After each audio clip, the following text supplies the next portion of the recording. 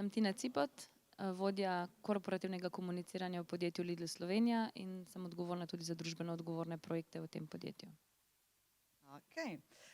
Tina, kako se socialni marketing razlikuje od komercialnega in kaj se lahko socialni marketing nauči od komercialnega? To je zelo zanimivo vprašanje, sploh ker pač pravzaprav bi se moralo to strogo ločevati. Sama menim, da socialni marketing prinaša pravzaprav tisto, kar si vsi želimo, in sicer boljšo družbo, spremembe v družbi na bolje, spremembe vedenja ljudi v smeri, da smo bolj strpni, bolj trajnostni, da pazimo nase. In v osnovi bi se moralo eno drugega zelo veliko naučiti. Se pravi, socialni marketing ali pa tisti, ki se ukvarjajo s tem, verjamem, da veliko lahko izčrpajo iz komercialnega marketinga, to zdaj skoraj da blasfemično, kar govorim. Po drugi strani pa mislim, da komercialni marketing lahko izredno veliko črpa iz socialnega marketinga, ravno zaradi tega, ker pravzaprav vsi nagovarjamo neke ciljne skupine, v kateri želimo sprožiti neko spremembo v vedenju. Zdaj pa, ne? Naslednje je, o tem ste že govorili, kako naj nevladna organizacija uspešno pristopi do podjetja, z željo, da bi dobila od tega podjetja sponzorstvo? Avtentično. Predvsem je pomembno, da... Kdaj je to sploh smiselno? No? Okej. Verjamem, da je smiselno takrat, kadar bi lahko vrednote nekega podjetja na nek način prelevil ali pa prevedel tudi v vrednote projekta oziroma vrednote društva oziroma nevladne organizacije.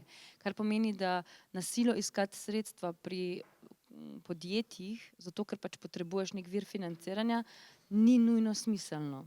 Ker se morda ne boš mogel oblikovati zgodbe tako, da sploh lahko vključiš nekega zunanjega komercialnega partnerja v zgodbo.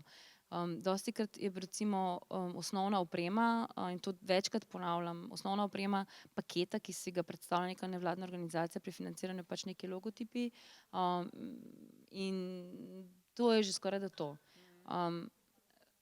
Pač podjetja si zelo želijo zgodbe, v kateri bi se lahko sami prepoznali, da lahko ali nekaj pripomorejo k spremembi, ne samo z denarjem, ampak tudi mogoče s svojim znanjem, s svojimi kanali komuniciranja, s svojo ciljno publiko itd. Po drugi strani pa verjamem, da nevladne organizacije prinašajo v podjetje neko moč vrednot, in tudi nenazadnje spremembe mogoče v neki interni kulturi in podobno. Tako da tu se morata povohati v bistvu prava partnerja. In zdaj, da grem na vprašanje, kdaj pa morda ni smiselno. Ni smiselno takrat, kadar bi bilo bolje, da se financiraš neposredno od svojih deležnikov, se pravi neposredno od svoje ciljne skupine. Takrat bi bil pa mogoče bolje, da v bistvu greš v nek crowdfunding in na nek način se zavežeš da boš svoj projekt izvedel neposredno svoji ciljni skupini. Pa si mogoče včasih potem res prisiljen biti kreativen pri tem, kar počneš, ampak istočasno pa, da tvoja ciljna skupina neposredno dobi informacijo od tebe. Jaz seveda navijam za oboje, se pravi, da nisi odvisen ne od enega, ne od drugega dela. Mislim, da to taka recept za uspeh, in če pogledamo recimo neke zelo dobre zgodbe, so dejansko take, da so povezani v bistvu tako nek crowdfunding in pa mogoče nek podjetje, ki podpre določen del projekta. Kar je pa meni ključno, recimo tudi, ko prihaja k nam kakšna prošnja za donacije in sponzorstvo, pa je, da se mi kot podjetje lahko prepoznamo v njih. Se pravi, da ne pošlješ na 450 naslovov enako prošnjo z enakim paketom in upaš na najboljše. Mogoče bomo pa kje zadeli vsaj približno v nek cilj, ampak da pristopiš ena na ena, da prilagodiš svojo ponudbo, svojo zgodbo in rečeš, mi vas vidimo pa tukaj in vas vidimo, da ste vi taki, mi smo pa tudi taki. Mogoče bi pa tukaj mi lahko kakšno zgodbo naredili, da bi bilo vsem lepše, pa vsem boljše, pa mogoče bi pa nekaj spremenila. In podjetja dostikrat prepoznajo to. In vidim vedno več zgodb, kjer dejansko rečeš, saj je logično, da so šli oni zraven. Sploh ni dileme.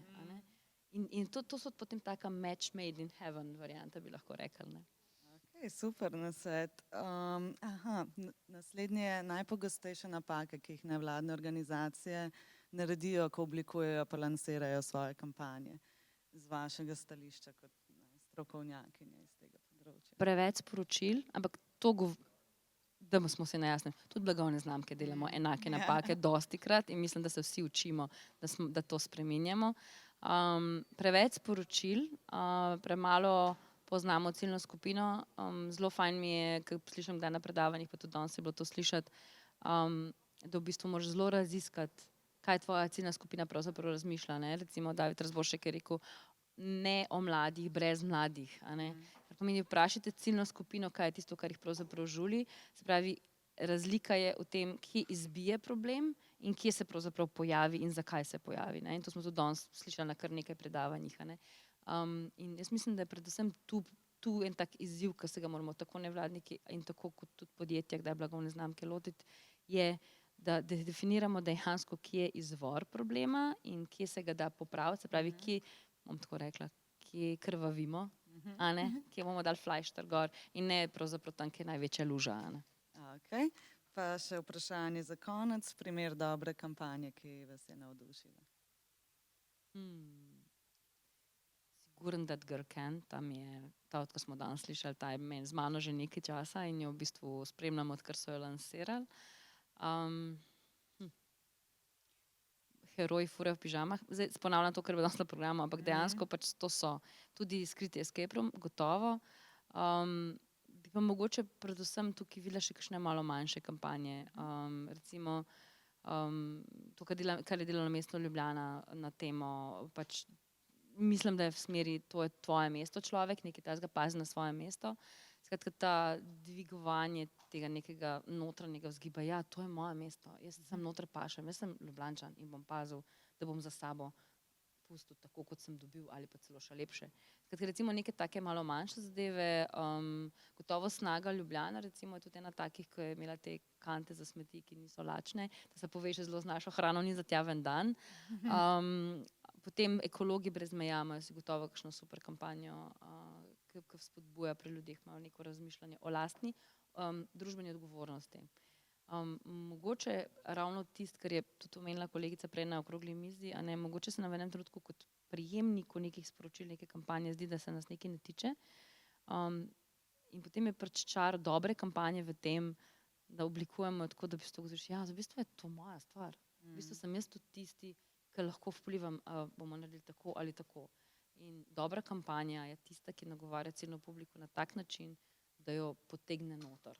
Pa niti ni nujno, da je najbolj glasna, pa najbolj flashy, pa najbolj, ne vem, da ima za sabo velikanski budžet, ampak je pomembno, da je v bistvu pametna, da je v bistvu zelo ciljno oblikovana in oblikovana tako, da ne govori neko tvoje notranje čustvo, nek tvoj notranji vzgib.